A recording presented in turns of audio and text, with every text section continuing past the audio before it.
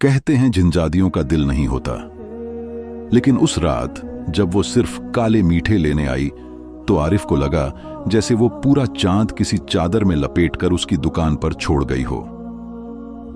आरिफ की उम्र अब 40 के आसपास थी। नाक की हड्डी थोड़ी उभरी हुई, आंखों के नीचे हल्के काले घेरे और हाथों की नसें बाहर निकली हुई। चेहरे की पुरानी मुस्कान अब एक सख्त सी खामोशी में बदल चुकी थी। वो गांव के आखिरी कोने पर एक पुरानी सी किराने की दुकान चलाता था, जहां बिजली अक्सर देर से आती थी और जहां आसमान ज्यादा साफ दिखता था। दुकान में लकड़ी की पुरानी रैकें थीं, जिन पर गोलियां, चाय, चीनी, दालें और रंग बिरंगी टाफियां रखी रहती थीं। एक कोने में कांच की बोतल में काले मीठे रखे थे, जिन्हें कोई खास नहीं खरीदता था। कभी कभी बच्चे ले लेते या कोई बूढ़ी अम्मा, जिन्हें बचपन की याद सताती। आरिफ की जिंदगी अब एक सीधी दोहराती हुई दिनचर्या बन चुकी थी। वो सुबह फज्र से पहले दुकान खोलता, धीमी आवाज में कुरान की तिलावत चलाता और दिन भर ग्राहक आते जाते रहते। वो कम बोलता था, मुस्कुराता नहीं था, लेकिन सबकी इज्जत करता था। लोग उसे खामोश मगर इज्जतदार इंसान मानते थे। शायद आरिफ खुद को उसी खामोशी के साए में कहीं दफन कर चुका था। जब तक वो आई, वो रात चांदनी थी, उजली रोशनी जैसे पूरी जमीन को धीरे धीरे धो रही हो। आरिफ दुकान बंद ही करने वाला था कि दरवाजे पर एक हल्की सी झनकार सुनाई दी। अस्सलामु अलैकुम, क्या आपके पास काले मीठे हैं? ये आवाज जानी पहचानी भी नहीं थी, पर अनजानी भी नहीं लगी, जैसे वक्त एक पल के लिए थम गया हो। आरिफ ने पलटकर देखा। दरवाजे पर खड़ी लड़की को देखकर उसकी आंखें पलकें झपकाना भूल गईं। नीला चमचमाता अबाया, पैर नंगे लेकिन चमकदार, और आंखें जैसे उनमें चांदनी घुली हो। जी हैं, उसने कांच की बोतल की ओर इशारा किया। कितने दूं? लड़की ने हल्के से कहा। बस एक मुट्ठी भर। आरिफ ने बोतल से मीठे निकाले, एक छोटे कागज में लपेटे और उसके हाथ में रख दिए। उसकी हथेली नरम थी लेकिन ठंडी, जैसे हवा से बनी हो। कितने पैसे हुए? कुछ नहीं, मेहमानों से कीमत नहीं ली जाती, आरिफ ने बिना सोचे कहा। वो मुस्कुराई। आपका नाम? नहीं, मैं नाज़फीन हूं, बस इतना काफी है। तीसरी, चौथी, पांचवी चांद रात भी आई और हर बार नाज़फीन आई, काले मीठे लिए और चली गई। लेकिन कुछ था जो बदलने लगा था। आरिफ दिन में दुकान को और सजाता, रात को रोशनी बढ़ा देता, तिलावत की आवाज जरा और ऊंची कर देता। शायद उसे लगने लगा कि वो जल्दी आ जाएगी। एक रात उसने नीली कांच की चूड़ियां खरीदी और शेल्फ में रख दी, लेकिन नाज़फीन ने उन्हें देखा तक नहीं। फिर एक बार उसने ताजे गुलाब के फूल रखे, मगर उसने उन्हें छुआ तक नहीं। आरिफ के दिल में एक सवाल धीरे धीरे बड़ा होता जा रहा था। वो क्यों आती है? सिर्फ काले मीठे के लिए, या कुछ और है जो वो नहीं कहती? फिर एक रात आरिफ ने हिम्मत की। नाज़फीन, तुम आती हो, चली जाती हो, पर कुछ छोड़ती नहीं। तुम्हारे जाने के बाद ये जगह खाली लगती है। नाज़फीन रुक गई। पहली बार उसकी मुस्कान फीकी पड़ गई। आरिफ, आज तुमने सवाल किया है। हाँ, शायद कर बैठा हूं, लेकिन मेरा दिल चाहता है कि तुम रुको। एक दिन, एक रात, बस मत जाओ। नाज़फीन ने जमीन की ओर देखा। अगर मैं रुकी तो फिर लौट नहीं पाऊंगी। रह जाओ, चाहे तुम जिन्नाज़ादी हो। अगर तुम्हारे कबीले के नियम टूटते भी हैं, मुझे फर्क नहीं पड़ता। तुम्हें फर्क नहीं पड़ता, लेकिन मुझे पड़ता है आरिफ। उसने धीरे से एक छोटा सा कागज आरिफ की तरफ बढ़ाया। जब मेरी आवाज फिर से सुनो, इसे खोलना। और वो चली गई।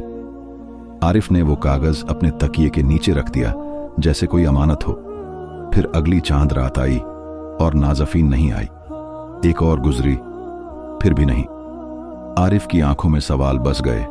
उसने दुकान के बाहर बैठकर पूरी रात गुजारी। तिलावत चलती रही, लेकिन न झनकार हुई, न नीला अबाया। 3 महीने बीत गए। एक दिन आरिफ ने वो कागज खोला। जब तुम आखिरी बार चांद देखोगे, मैं आ जाऊंगी, लेकिन इस बार तुम वापस नहीं जाओगे। मोहल्ले वालों ने देखा, आरिफ दिन ब दिन कमजोर होता जा रहा था। दुकान खुली रहती, लेकिन उसमें अब बस खामोशी थी।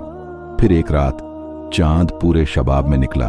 आसमान नीला था और हवा में वही जानी पहचानी खुशबू थी। किसी ने दुकान का दरवाजा खटखटाया, लेकिन आरिफ ने दरवाजा बंद रखा। सुबह जब बच्चे दुकान पर पहुंचे तो देखा अंदर रोशनी है, लेकिन आरिफ नहीं है। आरिफ जा चुका था। सिर्फ मेज पर एक कांच का मर्तबान रखा था, काले मीठों से भरा हुआ, और एक कागज। मैं चला गया हूं वहां जहां सवाल नहीं होते, और नाज़फीन मेरा इंतजार कर रही है। लोग कहते हैं कब्रिस्तान के कोने में हर चांदनी रात एक नीला अबाया चमकता है, और उसके पास एक पुरानी कांच की बोतल रखी होती है, काले मीठों से भरी हुई। चांद वाली वो रात भी गुजर गई जिसे आरिफ ने अपनी जिंदगी की आखिरी उम्मीद माना था।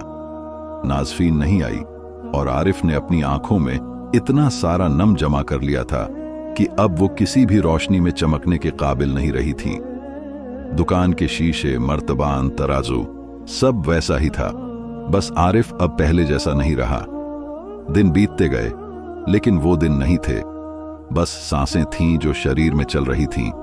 मोहल्ले वाले अब कम ही आते, क्योंकि आरिफ किसी सवाल का जवाब नहीं देता था। वो अक्सर कुरान का वही पन्ना खोलता जिस पर लिखा था कि अल्लाह ने मोहब्बत को रहमत कहा है, और देर तक उसे देखता रहता। कभी कभी बस इतना कहता, या अल्लाह, अगर वो तेरी मखलूका है तो मेरे नसीब में क्यों लिखी गई। रातों को जब चांद नहीं निकलता, आरिफ छत पर जाकर बैठ जाता और आसमान को ऐसे देखता जैसे शिकायत कर रहा हो, और जब चांद निकलता तो बस चुपचाप बैठा रहता, जैसे वो चांद उसे किसी ऐसे वादे की याद दिला रहा हो जो कभी पूरा नहीं हुआ। एक रात मोहल्ले की एक छोटी बच्ची उसके पास आई। हाथ में एक पुराना तावीज था। चाचू, ये मुझे कब्रिस्तान के कोने से मिला, शायद आपका है। आरिफ ने वो तावीज खोला। अंदर एक सूखा सा केसरिया कागज था जिस पर उभरे हुए लफ्ज थे, अब भी सवाल मत करना, वरना हमारा रास्ता हमेशा के लिए बंद हो जाएगा। आरिफ की आंखें भर आईं। दिल ने धीरे से कहा, वो गई नहीं है, बस उसका जहां अलग है। शायद वो किसी और वक्त में आती है, किसी और घड़ी में, और शायद ये वही वक्त है जब इंसान सब्र सीखता है। एक रात जब आरिफ दुकान बंद करने ही वाला था तो फिर वही आवाज आई। क्या आज भी काले मीठे हैं? वही आवाज, वही खनक, वही खुशबू। आरिफ का दिल जैसे एक पल को थम गया, फिर तेज धड़कने लगा। उसने दरवाजा खोला। नाज़फीन सामने खड़ी थी, मगर इस बार उसकी आंखें थकी हुई थीं और चेहरा जैसे बरसों का सफर तय करके लौटा हो। तुम वापस आ गई हो? नहीं आरिफ, मैं कभी गई ही नहीं थी, तुम्हारे दिल में कैद थी। तो अब क्यों आई हो? आखिरी बार मिलने के लिए। यह सुनकर आरिफ लड़खड़ा गया। क्या मतलब? क्या अब फिर बिछड़ना है? नाज़फीन ने एक मर्तबान में हाथ डाला, काले मीठे निकाले और हथेली पर रख दिए। तुमने मुझसे कभी कोई सवाल नहीं किया, लेकिन आज मैं खुद कुछ कहना चाहती हूं। आरिफ खामोश खड़ा था, जैसे वक्त ठहर गया हो। आरिफ, मैं एक जिन्नजादी हूं। हमारी दुनिया में मोहब्बत की इजाजत नहीं, और इंसान से मोहब्बत वो माफ नहीं की जाती। लेकिन मैंने तुमसे मोहब्बत की, और जब मोहब्बत जुर्म बन जाए तो उसकी सजा सिर्फ जुदाई नहीं होती, फना होती है। तो तुम आई हो मिटने के लिए? नहीं, मैं आई हूं तुम्हारा फैसला लेने। या तो तुम मेरे साथ चलो हमेशा के लिए, या मैं तुम्हारी दुनिया को हमेशा के लिए छोड़ दूं। आरिफ की सांसें बिखरने लगीं। तुम्हारी दुनिया कैसी है? ऐसी जहां वक्त नहीं है, जहां रोशनी है लेकिन धूप नहीं, आवाजें हैं मगर जिस्म नहीं। वहां मोहब्बत सिर्फ कुर्बानी से जिंदा रहती है। आरिफ ने उसकी आंखों में देखा। अगर तुम्हारे साथ जाने से मेरी दुनिया छिन भी जाए, मैं तैयार हूं। नहीं आरिफ, तुम्हारी दुनिया नहीं, तुम्हारी पहचान छिन जाएगी। तुम वो नहीं रहोगे जो आज हो। तुम्हें अपना नाम, अपनी यादें, अपना जिस्म सब छोड़ना होगा। आरिफ ने जमीन की ओर देखा। क्या तुम वहां रहकर भी मुझे पहचानोगी? मैं पहचानूंगी, लेकिन तुम खुद को नहीं पहचान सकोगे। कुछ पल खामोश गुजरे। हवा ठहर सी गई थी। चांद की रोशनी एक कोने में जम गई थी। फिर आरिफ ने कहा, मैं तैयार हूं। नाज़फीन ने आंखें बंद की और फिजा में एक नीला सा छोटा गोला उभर आया। उसके अंदर धुंध थी और धुंध में अनगिनत जुगनू। बस एक शर्त है, नाज़फीन ने कहा। अगर तुम्हारे दिल में जरा सा भी शक हुआ, ये दरवाजा बंद हो जाएगा और मैं फिर कभी तुम्हारे पास नहीं आ सकूंगी। आरिफ ने गहरी सांस ली, मर्तबान से एक काला मीठा निकाला और अपने होंठों से लगा लिया। मैं शक लेकर नहीं जा रहा, सिर्फ तुम्हारे साथ जा रहा हूं। वो आगे बढ़ा। जैसे ही उस रोशनी में दाखिल हुआ, उसकी सांस में हल्का सा दर्द उभरा, जैसे किसी ने वक़्त को उसकी पीठ से उधेड़ दिया हो। उसका शरीर हल्का होता गया, आवाजें धीमी पड़ गईं और फिर सिर्फ सुकून रह गया। नाज़फीन ने हाथ बढ़ाया और दोनों उस गोले में गायब हो गए। सुबह जब सूरज निकला, दुकान खुली थी। अंदर सब कुछ वैसा ही रखा था, मर्तबान, शीशे, तराजू, यहां तक कि आरिफ का पुराना कुरान भी। बस एक फर्क था, आरिफ वहां नहीं था।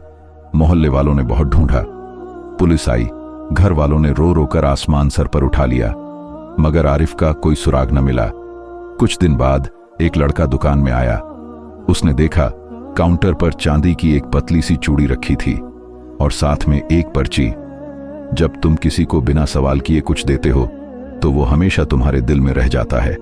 वक्त गुजरता गया, लेकिन हर चांद रात लोग देखते कि दुकान की लाइट अपने आप जल उठती है। मर्तबान से काले मीठे कभी खत्म नहीं होते और कभी कभी एक हल्की सी खनक सुनाई देती है, जैसे कोई नाजुक सी हंसी हवा में तैर गई हो। कुछ बूढ़े कहते हैं आरिफ और नाज़फीन अब किसी और जहां में हैं, लेकिन उनकी मोहब्बत की खुशबू यहीं रह गई है। कुछ बच्चे आज भी उस दुकान को चांद रात की दुकान कहते हैं और हर चांद रात वहां से काले मीठे लेने जरूर आते हैं और कहते हैं जो भी बिना सवाल किए सच्चे दिल से वहां से काले मीठे लेता है, उसे अपने ख्वाब में एक नीली आंखों वाली लड़की दिखाई देती है जो कहती है मोहब्बत तब मुकम्मल होती है जब तुम खुद को भूलकर किसी और को चुन लेते हो। जब आरिफ ने नाज़फीन के साथ उस रोशनी के घेरे में कदम रखा तो उसे अंदाजा नहीं था कि वो सिर्फ जगह नहीं बदल रहा, वो अपनी पहचान, अपनी हस्ती और शायद अपने नसीब को भी अलविदा कह रहा है। जैसे ही वो रोशनी से पार हुआ, उसके सामने एक नई दुनिया खुल गई। आसमान गहरे नीले रंग का था, सितारे इतने पास लग रहे थे जैसे बस हाथ बढ़ाकर छू ले। पेड़ों के पत्ते काले और चमकीले थे, जैसे चांदनी उनके तन पर जम गई हो। चारों तरफ हल्की सी हवा थी, लेकिन वो खुशबू से खाली नहीं थी। वो खुशबू नाज़फीन की रूह जैसी थी। ये हम कहाँ हैं? आरिफ ने धीमी आवाज में पूछा। ये मेरी दुनिया है आरिफ, जिन्हों की दुनिया। नाज़फीन की आवाज मुलायम थी, लेकिन थकी हुई। यहां वक्त रुकता नहीं, बदलता रहता है और यहां हर कदम पर इम्तिहान होता है। मैं तुम्हें यहां लाई हूं, लेकिन ये लोग हमें साथ स्वीकार नहीं करेंगे। आरिफ ने उसकी तरफ देखा। अगर इम्तिहान है तो मैं देने को तैयार हूं। तुमने मुझ पर भरोसा किया, अब मेरी बारी है। नाज़फीन ने उसकी आंखों में कुछ ढूंढा, शायद हार या शायद हौसला। अचानक जमीन कांपी। दूर से एक रोशनी का गोला उभरा और उसमें से 5 लंबे झिन्न निकले।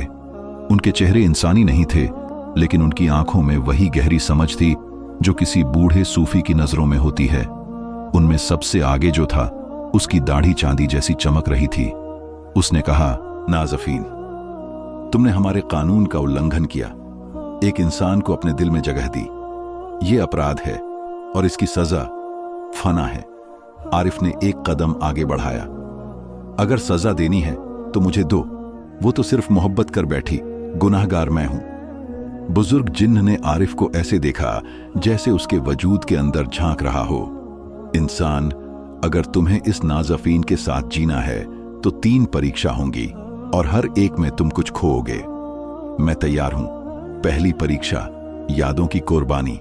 तुम्हें अपनी पूरी दुनिया की यादें छोड़नी होंगी, अपनी माँ, बचपन, मोहल्ला, दुकान, सब कुछ।